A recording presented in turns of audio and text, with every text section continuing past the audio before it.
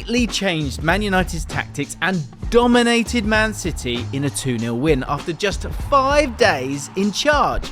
I'll be breaking down the new defensive shape of Man United, how Kobbie Mainoo has become a key part of their midfield, and why Carrick doesn't even play with a striker. So, how did Carrick improve Man United so quickly?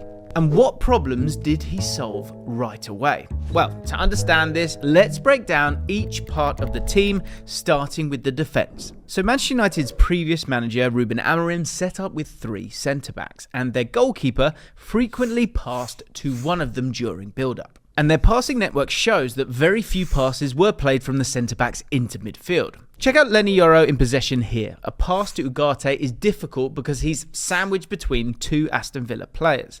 The other central midfielder, Bruno Fernandes, is too high up the pitch to play into, so Yoro is forced to play backwards. Aiden Heaven faces the same problem and is forced to pass sideways. Luke Shaw passes to Cunha, who dropped deep to receive, but Villa remain comfortable with Man United offering minimal threat through the middle of the pitch. And Aiden Heaven's pass map shows that this was a consistent problem. The majority of his passes were safe, played sideways or out wide. And just 3 of his passes were played into the opponent's half. This is where we see the first big change from Michael Carrick, because he switched their formation from a 3-4-2-1 to a 4-2-3-1. Now, they averaged just 32% possession against Manchester City, the least that they've had this season, but the way the centre-backs used the ball, it totally changed. In comparison to Heaven's pass map under Amorim, let's have a look at Harry Maguire's, because it shows fewer sideways passes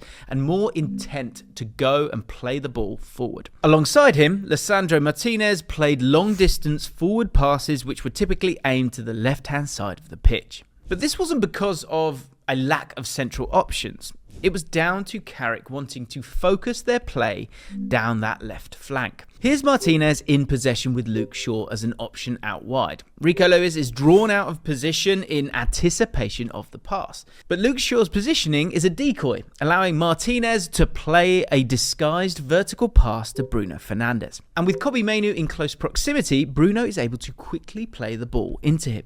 And this attracted several Man City players to one side of the pitch, so Man United switched play to exploit the huge space on the right. Another huge difference in Carrick's setup was the use of his fullbacks. Ruben Amorim, of course, used wing-backs in his system, typically Dorgu and Dalot.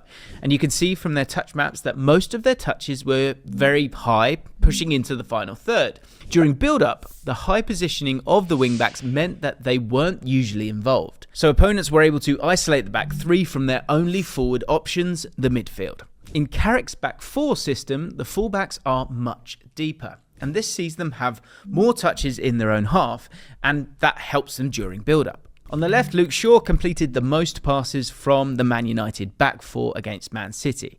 He holds a crucial role in progressing the ball into central areas. Lamens plays it to Shaw here, who is in a deep starting position. From there, Luke Shaw's instruction is to play the ball centrally, with striker Bryan Mbeumo dropping deep to receive. And this unsettles Man City's defensive shape. Right back, Rico Lewis presses the ball and Kushanov is forced to cover the space that he's vacated. Luke Shaw drives forward to target this space after helping the team progress the ball from deep.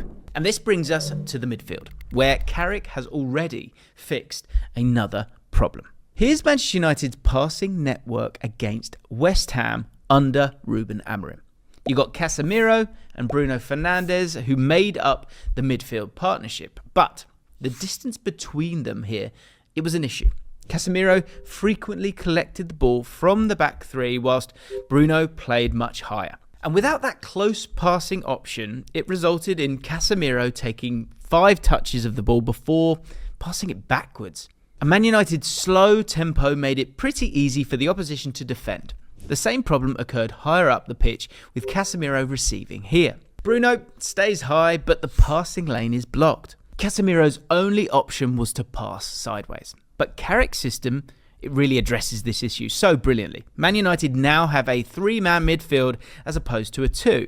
And check this out. This is Casemiro's passing network from the Man City game. And it shows that he regularly linked up with Mainu and Bruno Fernandes, forming a much stronger connection. So what changes took place for this to happen? Well, to fully understand this, we need to zoom out, guys. We're going to have to use the wide angle for this bad boy.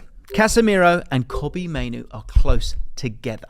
When Dalot switches the ball, they move in tandem to the other side of the pitch, keeping the distance between them short. We can see a 4-2-4 shape revealing itself with Bruno staying high.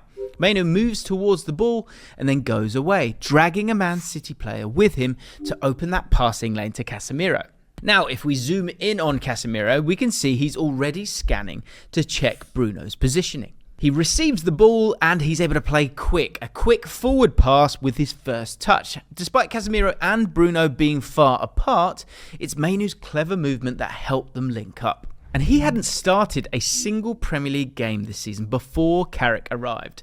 But now he's played a crucial role, becoming a go-between for players around him. Though believe me, check this out. Dorgu is in possession and Mainu gets really close to receive the ball. After another quick pass, their close interchanges drew the attention of 4 Man City players centrally. And what that did was it created space out wide to play the ball into and progress up the pitch. But of course, this is a 3-man midfield, and one person that we haven't focused on yet is Bruno Fernandes, who was absolutely stunning in this one. Now, under Amorim, Bruno played in quite a deep role within the 2-man midfield. He got on the ball deep in his own half, with most of his touches in the middle third and very few coming in the final third. And this role saw him link the play rather than making things happen high up the pitch. His attacking metrics took a drop. An average of 2 passes into the penalty area per 90 is the lowest in 6 seasons. But in Carrick's system, Bruno stays higher. His heat map shows us that he spent most of his time in the opposition's half. This is really cool. This is Bruno's passing sonar against Man City, and it shows us that he rarely passed the ball backwards in this new role. Bruno's higher starting position and Carrick's use of rotations were key to this. And if we move to the wide camera here, we see exactly that. Casemiro has the ball and Bruno is positioned high. He moves to create a passing lane for Mbeumo to drop into. Amad then targets the space that Mbeumo vacated and Bruno plays him in.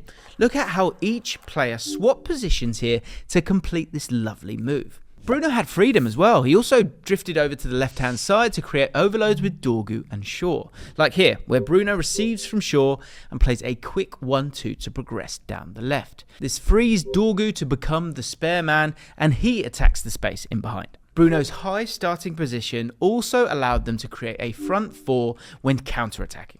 With 3 bodies around him, Bruno does what he does best by playing his teammates into dangerous areas.